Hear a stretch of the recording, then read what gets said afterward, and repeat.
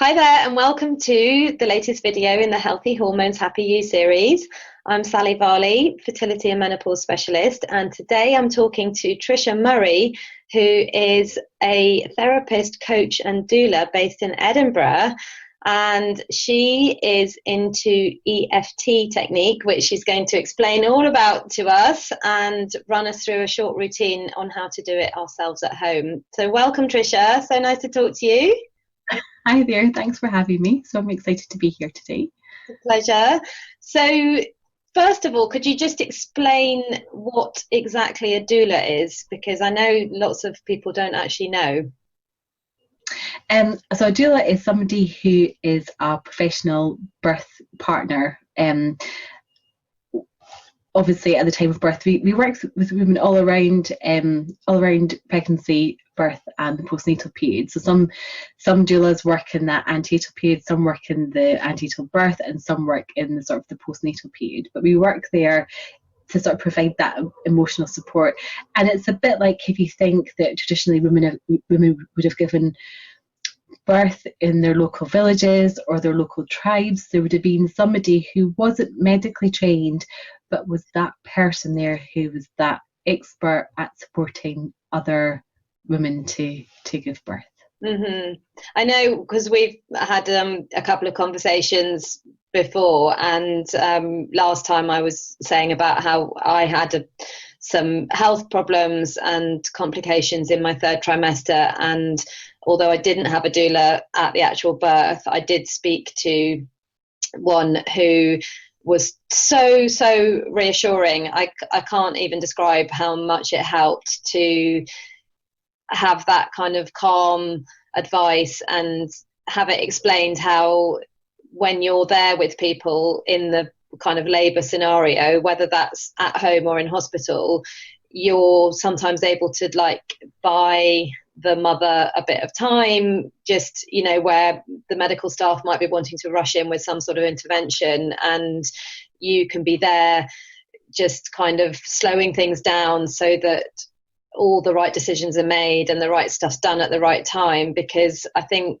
as you know, like some of the people watching will have already had a child. I mean, lots of the people in my group are here because they're wanting to conceive for the first time, but some people unfortunately have difficulty conceiving a second or third time. So I also think that lots of people have quite a traumatic time during labour, and again, if they were going for something second time round, maybe they would consider using a doula just for that extra support, because when you're in the thick of it and feeling all the pain or the anxiety or the issues with it doesn't always unfortunately go smoothly for everybody, and it's just great to sort of have somebody on hand who can just comfort you and make you know that this is normal or everything's okay.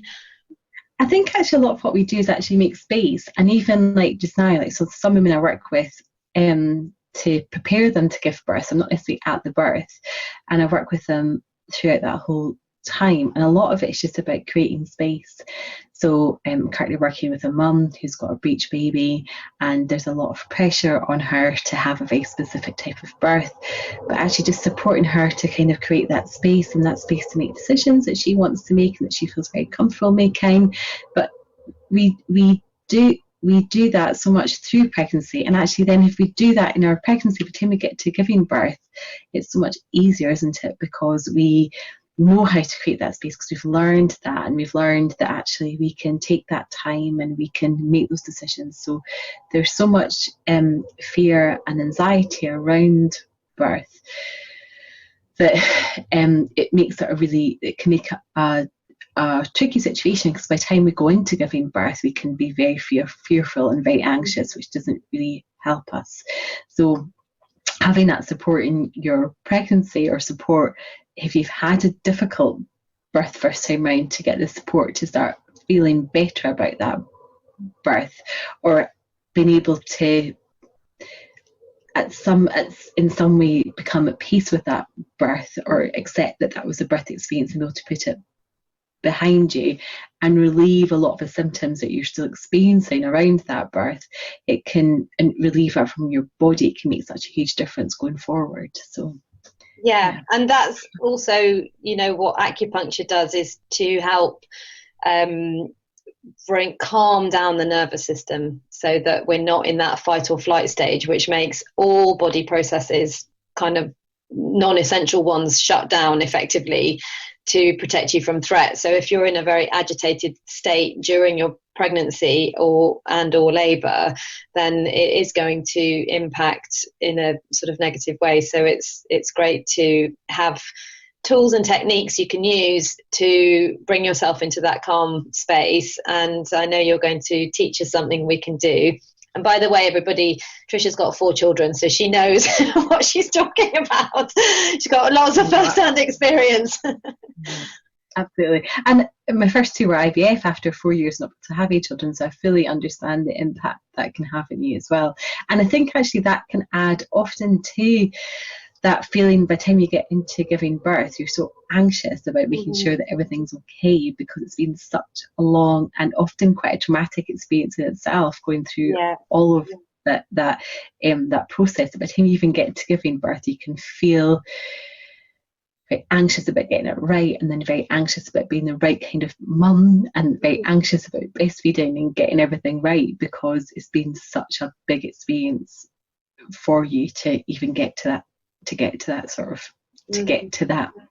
that phase of your life. So it can be really tricky. So I've sometimes used the analogy about how having a baby is a bit like buying a house, and that actually until you have the keys in your hand to your new front door, you know, it is not a done deal. And it's sadly, you know, sometimes that's the case with having a baby. Like, things don't always go to plan. And I felt that way too, that when I didn't have any problem conceiving, but like I said, I was very poorly in my 3rd trimester, but I was anxious all the way through my pregnancy, because I just so desperately wanted to be a mum, and I just didn't, any little sign that something might not be quite okay was a cause for concern. And you know, it's people just roll out these lines like, oh, just relax and it'll be fine, you know, but you don't know. And so yeah, it's really important for us to keep ourselves calm. And so tell us a bit about EFT. How does it work? How did you? I'd love to say about EFT. So EFT works by so if you spend time noticing people, when people start to get stressed, they'll often touch parts of their face, of their body. So so people who are stressed, you know, at a meeting, they might, like, this is a real women's thing to do when they get stressed, like they'll quite often like clutch or scratch or rub this part of our chest, you know, around here, or quite often like we'll scratch here, and you'll recognize these because these are all points on the meridian, so you will recognize these. So or you'll see people rub the side of their face, so when they get stressed, so they'll see people doing this, and you'll recognize exactly what all those different meridian points are. Can I just interrupt? Do you know what's really funny is that when we're going to do a session in your group after this, and one of the points I'm going to teach you is this one on the top of the head, which is really good for grounding and calming and relieving anxiety. So, which is really interesting. So it is, so all these points, and you know, and I think that if you think they're all related, aren't they? So and these points help us to feel calm, as you know. So these points help us to feel much calmer and much more regulate our nervous system, so help us to feel calmer, much more at peace. And all the EFT does is it just systemizes those points. So basically there's like a tapping routine, and it just systemizes it. And what we do is we bring into consciousness things that cause us some sort of discomfort or some sort of unease. So in this session today, we're going to just choose a really small example, because you can use EFT on your own. If I work with somebody on a one-to-one, it'd be for much bigger things. So somebody who's had a really difficult birth, or somebody who's got high anxiety or some sort of fear or phobia, and it's much more in depth. But just for the purpose of this, so you can learn how to use EFT yourself, we're going to work on a really small example. So just so you can get familiar with it. Mm-hmm. So what was it that attracted you to this type of treatment?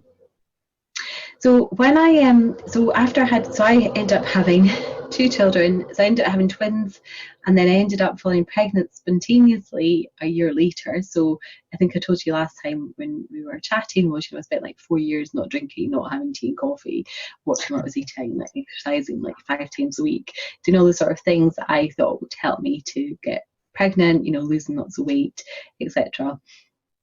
And then I stopped breastfeeding my twins when they were about 13 months. The following weekend, had, I think, too much wine and fell pregnant. So, which is like one of those sort of crazy things. You think, how on earth did that happen? And I remember taking about 2 weeks to actually go and get a pregnancy test, because I was so convinced I was not pregnant. So I was so convinced my periods were late because I just stopped breastfeeding, rather than late because of anything else. So after that time, I ended up with PND, and sort of had like a sort of nervous breakdown because I had these 3 children so close together. And I went to quite a few CBT sessions, and they really helped me to feel better. But when I started coming off the antidepressants that I'd been on, when I started to come off that, I needed like a sort of tool, and somebody told me about this book called The Tapping Solution. And so I went and got this book, The Tapping Solution, and it just completely changed my life. And just starting to started to do like really simple exercises out of it. I just couldn't believe like the difference, and it does look completely and utterly crackers. You know yourself, like, if you're touching this point up here, it looks crackers, like, it looks really, really weird, but it worked, and it helped me to start. It really helped me to overcome like anxiety, and just helped me to feel a lot better. And eventually I went and got trained, and I actually go and see my own EFT therapist. Like, I used to go and see her a bit more often. I don't see her now as much, but quite often I'll just book in for a session, because I know how helpful it is if I've got something big happening in my life, to have that time with somebody to just tap and talk. So, and it's a bit like talking therapy, because we talk at the same time, but as we're talking, we will tap along. I'm glad that you mentioned that you go to your own therapist sometimes, because people often ask me if I do acupuncture on myself, and I do, but very occasionally, because actually what I like is to go and have someone take care of me. Not, I can clinically think about my symptoms or whatever I'm feeling at the time and come up with a point that I could needle, but it doesn't feel the same as when you're lying on a couch and someone's listening to you, and like we were just saying, in kind of business terms, having somebody else have fresh eyes on your own situation. Exactly. And yeah, I mean, I tap most days on myself, so I mean, I'm tapping all the time, so it's not the fact that I don't tap, but if there's something big going on, like I had a big problem with somebody who I was working with last year, and I needed somebody to sit down with me and actually spend that hour going through stuff. And I had another child, so I had Arthur. He's about to turn 2 years ago, and a lot of what I had was like that fear and anxiety about PND returning. Like, I really was feeling very anxious about depression. And I was really anxious about it. I was really, really anxious. Like, every little time like he didn't sleep or something would, go off. I was like, oh my goodness, it's going to come back. I'm going to feel terrible again. I won't be able to get out of bed again. But actually going to see like my own EFT, like a supervisor for EFT sessions, it was just like, it was phenomenal, because at no point did I ever go under. I never ever went under, and I just used to book in for like every 6 weeks, and if I needed any additional sessions, I would do that. But actually, I haven't booked in for any sessions since March. I've not seen her since March. Now, that's not because I wouldn't see her. I just haven't needed to, which is crazy, because we've been in lockdown, and you think I would have needed to have seen her more, which I think is really interesting. But I know lockdown's been hard, but I think it's been positive at not running around all the time and not depleting ourselves and actually taking the chance to really rest and look after ourselves. So that's been quite interesting, not having needed to see her. But yeah, I used to go and see her every 6 weeks. So and I just liked having that space to just, you pay for that hour and you just get that space to have somebody in there paid to listen and to you for that hour. Exactly. And that's the kind of sad thing in a way that I think quite a good number of my clients, 98% of which are female, they have that same feeling that they are lying on my couch, and because they've paid for it, that they have they can absolve themselves of any guilt that they might feel around taking time for themselves. And they may present with, a sore back or, I don't know, arthritis or something, but actually very much of what we talk about is emotional stuff.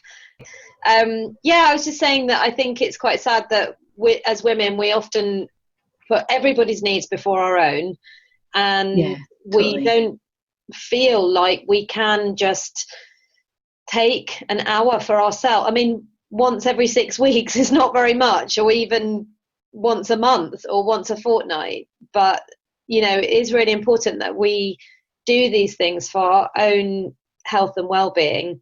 And something that the viewers may not know is that women are predisposed to be low in serotonin, which is one of the feel-good neurotransmitters, and it's closely related to lower levels of anxiety and depression and good mental health. And so there are ways that you can boost it through diet, but in women it gets boosted by being able to talk to other women, feeling part of a team, feeling supported, I didn't know that. It's really interesting, having collaboration.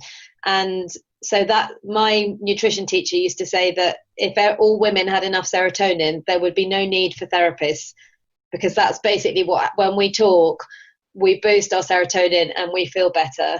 And in contrast, men are predisposed to be low in dopamine. So dopamine gets sort of stimulated and boosted through friendly competition, achievement, acknowledgement, kind of getting on at work. And I really think that, this will have been a big problem for men during lockdown. I mean, we all need both neurotransmitters, but,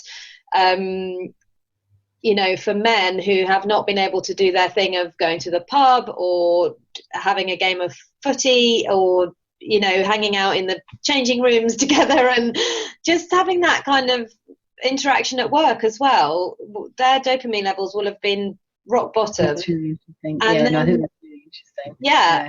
And then so they I run a group on a Monday night for women, and we do an hour of group tapping together, and I run it every Monday night. I have for the last wee while, and there's about 20 odd women that come, and that is one of the things that they find that it's part of the tapping, but they actually just like being women together. So that's really, really interesting. So you're all boosting your serotonin by doing that, even if you are gathering online and you're getting that support. And the other thing is that it sounds like a bit of a get out clause, but for men it kind of drains their levels when they have to listen for too long. So apparently their threshold is about 15 minutes, and after that they just start to kind of tap out a bit. So if you're a woman and you've got something important to say to your man, keep it within 10 to 15 minutes, otherwise he's just going to zone out after that time and won't kind of concentrate. So it's part of the reason why, men come home and then they just kind of flop on the sofa, because they're just restoring all those levels. But then the woman wants to talk because she hasn't maybe had the chance all day, especially if you've been at home with young kids and you're going slightly crazy from the 3-year-old conversation. So And actually, that's really interesting, because quite often one of the bits of advice I'll give to my coaching clients is actually about picking up the phone and talking to a friend, and actually making that a physical time to actually talk to a friend. So when you're in the house and you're struggling, I think a lot of the time we go to our phones for a connection, but actually it just exacerbates how disconnected we actually are. And actually, rather than picking up the phone to sit on social media and pretend that you're being connected, is actually to make a proper connection with like a friend, or like your mum or your sister or somebody else, and actually spending that time, because it is about having like our needs met.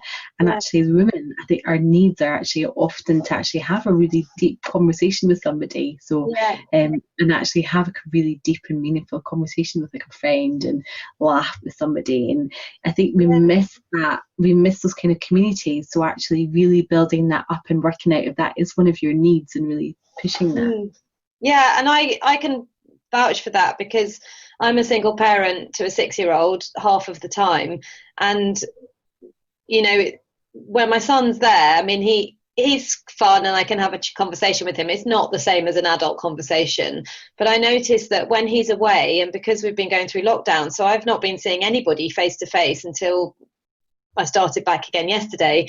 And I have quite a high need to, I get my energy from being around other people, and so my sort of scrolling goes up exponentially whenever my son's not around, because, like you say, I'm just seeking some kind of connection. But I think if your energy's taken a dip because you're not getting that, then you can feel less inclined to pick up the phone and actually speak to somebody. But if you do it, then you come away feeling so much better. So it is really worth doing, and that's a good tip. Yeah, absolutely. Yeah. Well, super. So would you like a quick introduction?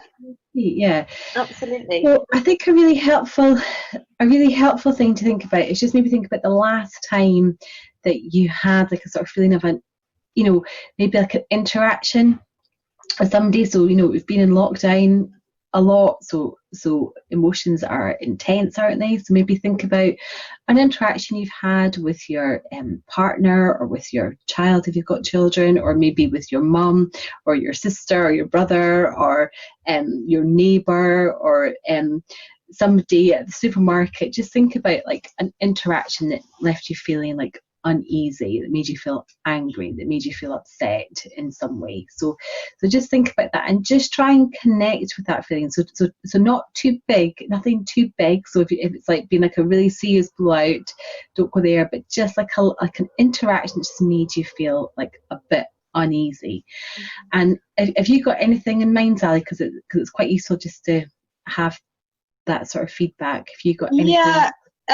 Well, so for me, my son, he didn't go back to school as soon as it was possible to go back, and mainly because his dad didn't want him to, and I did. So we had that kind of push and pull, and then he did start school, and then he was a bit upset, and so I had this sort of triangulation going on of my son hearing that he'd been upset, but then the teacher saying he was fine, and then his dad going, I don't want to take him out again, and that got to me. That's a perfect thing. So just thinking about that, what is the feeling that you have associated with that? So what is the discomfort that you have? I think it was sort of anxiety about whether my son was okay, and that. Okay. And where is that in the body? Is there like a feeling somewhere in the body, or in the chest? In the chest. And is it like a heaviness, or like a tightness, or like some sort of constricting, or a spasming? What's the feeling? It's like a tightness. Like I feel sometimes when I'm anxious like that, I can't catch my breath properly, and I start to sigh a lot, and feel like I can't. So this is brilliant. So everybody should try and do the same sort of thing. So just think where it is that they can feel it, and just notice what it feels like, and notice the intensity around it. And if you think about it, are you able to score it between 0 and 10? So 0 would mean that the intensity isn't very strong, and 10 would mean that it was really strong. So where would you put yourself on that scale? Probably about a 6, I think. Yeah, perfect. So we just start to tap here. So we start to tap on the karate chop point. I don't know what's called in acupuncture, but this is like the karate chop point. I think there's a point, isn't there? Yeah, there is. This is called Hoshi, and it's on the small intestine channel, which is actually, sorry. No, carry on. So the small intestine, the sort of function of it in Western medical terms is to obviously separate out your the nutrients from your food, and what is going into your body to help you and what's for elimination. So it also does that kind of emotionally, and it separates the pure from the impure, we say. And if you think about the fact this channel goes up the outside of the arm, so it's like a kind of pushing away of things that don't serve you and are not good for you. Yeah, that's really interesting. So, and that perfectly correlates with what we're about to do. So, So first thing, even though. So sorry, I would say something, you repeat. So even though I have these feelings about what happened, I accept myself and all my feelings. And right now I'm okay and it's over.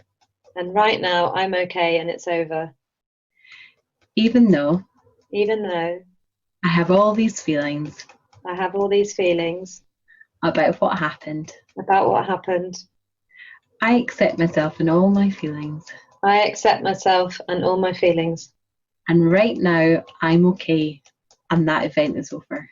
And right now I'm okay and that event is over.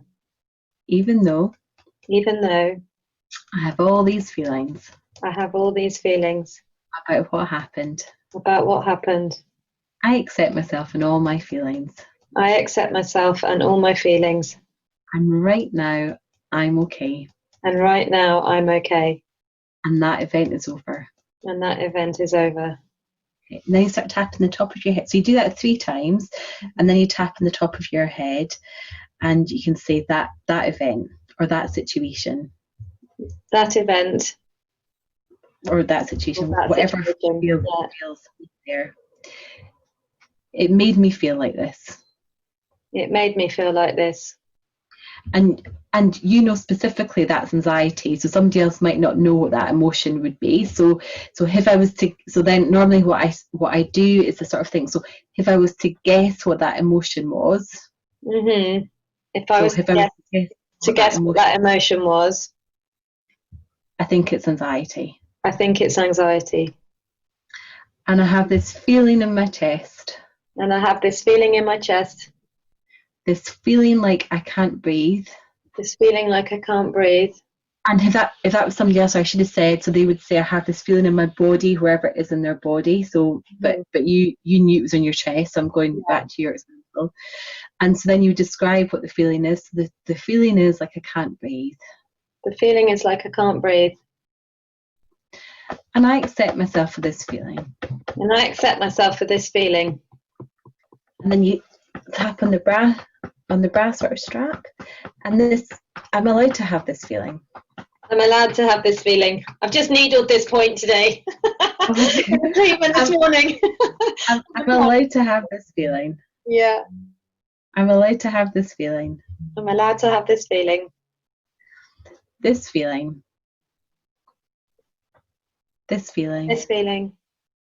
is just telling me that I care about the situation. I have this feeling because I care. It's important to me. And right now I'm okay. I'm what? I'm okay. And this event is over. So now just place yourself back on that scale. So where are you between 0 and 10 now? 2, 1. Right. Yeah. So how amazing is that from literally 5 minutes of tapping? So yeah.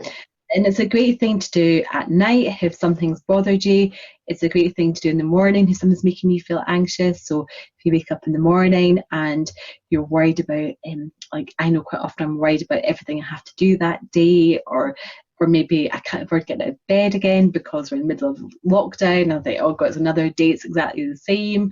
Or maybe I'm feeling like a bit unmotivated, or maybe I'm somewhere in my cycles and my energy levels are low, and just noticing that. So just noticing what my energy levels are and just literally starting to integrate just 5 or 10 minutes of tapping, and it makes a huge difference to your day and how you feel. So has that been helpful? Have you got any questions, Sarah? Yeah, well, so obviously, not obviously, but you and I know that acupoints are bilateral, so they're basically both sides of the body. So would you ordinarily run through that routine on one hand and then the other, or do you just always just do it on one side? I've never ever done that. Yeah, there are some people when they tap on 2 sides, so I can't even do it. I can't use my left hand to tap.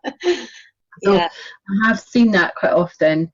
And then they sort of tap 2 hands here and then 2 hands here. I have seen that lots and lots of times. I have never needed to do it. And you just saw yourself that you did it and you were 6 and you got down to a 2 with just a couple of, literally 5 minutes of tapping. Yeah. So, I've never needed to do that. Yeah. I did notice that there was a very short kind of 5 or 10 seconds when I actually felt a bit emotional, like I might cry, but it passed. And that, well, partly because we're doing this, so I wasn't going to indulge it, but I can imagine I could really see people having big releases when they do this, and they connect with that feeling. And I think it was the bit when you were saying, I'm just having this feeling because I care, and that's quite a nice way to connect to something that we might perceive as negative, but actually it's because it's coming from a good place where, I'm trying to protect my son, of course, because I love him and I want him to be happy. So no parent wants to feel like they're putting their child in a situation that's making them sad or stressed or upset, but to understand that it's okay and you're just doing the best you can. And I haven't tortured him or anything. Absolutely. And I think as well, like often these feelings that we have are really, really, really valid. We have them for like a reason, and often they're about protecting somebody else or protecting ourselves, or we have them because something's happened to us in the past. We don't just have a big feeling for no reason. We don't just think, right, I'm gonna be really angry about that just because I want to be, because I need to be. We have these feelings because we feel something's unjust, or it's not safe, or our children aren't safe, or we need to protect ourselves.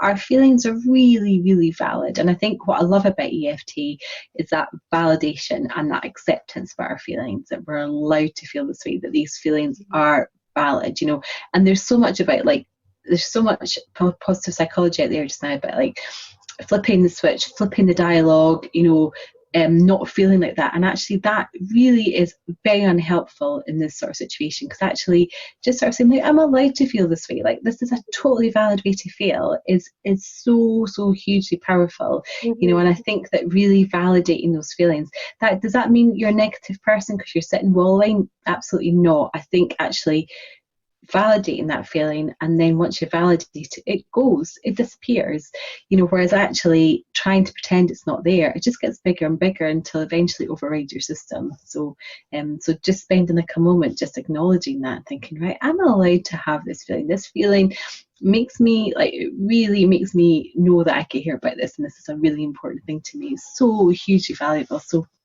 I think what I love about EFT, it's partly the tapping on whether it's meridian points or however we want to describe it. But I think it's just partly just that validation, that acceptance, and that reframing in that sort of positive way that's really helpful. So and just kind of like you say, just naming things and normalizing them, it's just normal. And I sometimes have clients come and they might describe all sorts of unbelievably stressful things that are going on in their life, like redundancy and I don't know what else, and elderly parents that aren't well, and this, that, and the next thing. And and then they're like, I don't know why I can't sleep though, or I just can't switch off, or I'm constantly eating chocolate. And you're like, well, you know, and I think because we've been in lockdown and we've not had the same exposure to people that we normally do, it's probably even worse, the whole online imagining that everybody else has got it all sorted and they're all completely sussed. They really don't. And we all experience these feelings, and I think, you know, we can tell ourselves that story that we're the only one who's rubbish and useless and can't get it together, and it is so not true. And I love that, because it, you know, what you've just shown us is so easy, and you don't need any equipment, you just can do it whenever.